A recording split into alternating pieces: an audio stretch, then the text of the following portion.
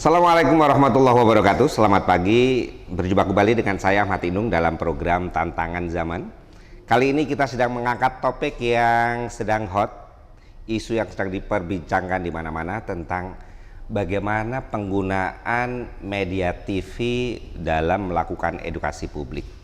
Bersama saya datang ada di studio kali ini Bapak Profesor Dr. Muhammad Ali Ramdhani, Kepala Badan Moderasi Beragama dan Pengembangan Sumber Daya Manusia. Assalamualaikum, Pak. Waalaikumsalam warahmatullahi wabarakatuh. Kabar baik ya? Alhamdulillah. Ini rasanya segar sekali. Ya. Ini kan bulan puasa. Bapak puasa nggak ini sekarang? Puasa yang sesungguhnya puasa adalah ketika puasa itu tidak mengganggu proses aktivitas kita. Oh, keren.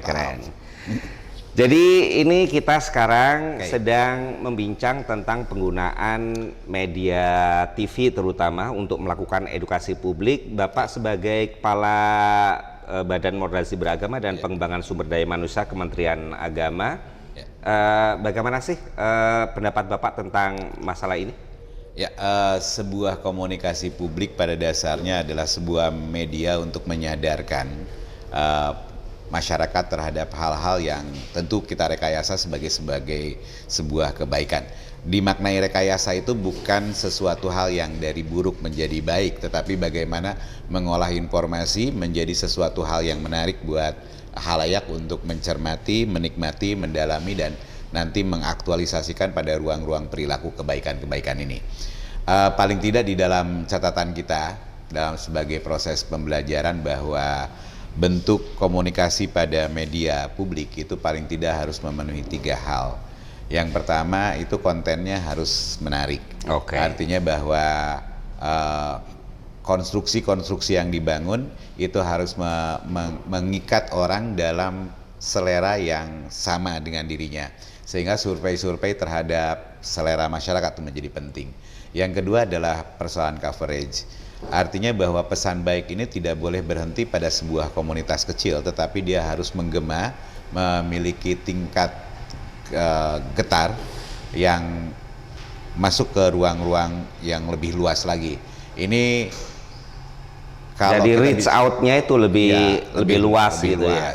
Artinya bahwa dia harus mampu memasuki ruang-ruang private seseorang dan mampu ditangkap di setiap ruangan di tempat terpencil dan lain sebagainya. Dan yang terakhir itu adalah bentuk pengulangan frekuen. Jadi setelah konten coverage ada yang disebut dengan frekuen, bahwa sebuah ajaran-ajaran yang baik itu akan memiliki dampak yang kuat apabila selalu dilakukan pengulangan atau taukid. Taukid ini tidak harus dipahami sebagai satu pesan yang digedorkan dengan model pesan yang sama, tetapi satu pesan dengan kemasan-kemasan yang berbeda. Dan pada posisi inilah industri pertelevisian menjadi penting. Industri televisi itu harus mampu memahami tentang selera, kemudian juga harus membangun sebuah varian-varian yang tetap menjadi selera masyarakat dan tidak dibosankan dengan pesan yang terulang-ulang.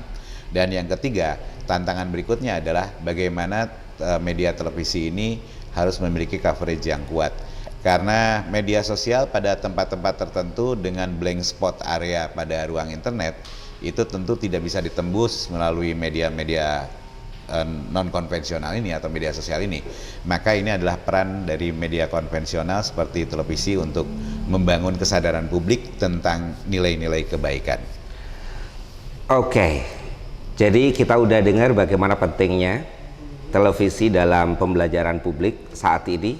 Dia tidak hanya berbicara tentang blank spot, wilayah area yang tidak bisa ditembus oleh sinyal internet, tapi juga memasuki wilayah privat. Nah, televisi bisa melakukan itu, bahkan orang bisa di ruang yang paling privat pun bisa didatengin oleh televisi.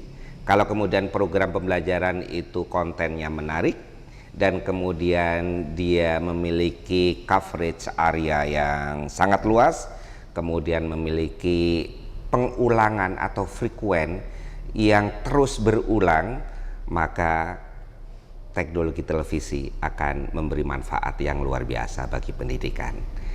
Terima kasih Pak Dhani Ya, terima atas kasih, Mas kehadirannya di LTV. Ini adalah satu-satunya studio TV yang dimiliki oleh Balai Diklat Palembang. Namanya adalah LTV, LTV. Learning TV. Learning TV. Terima kasih.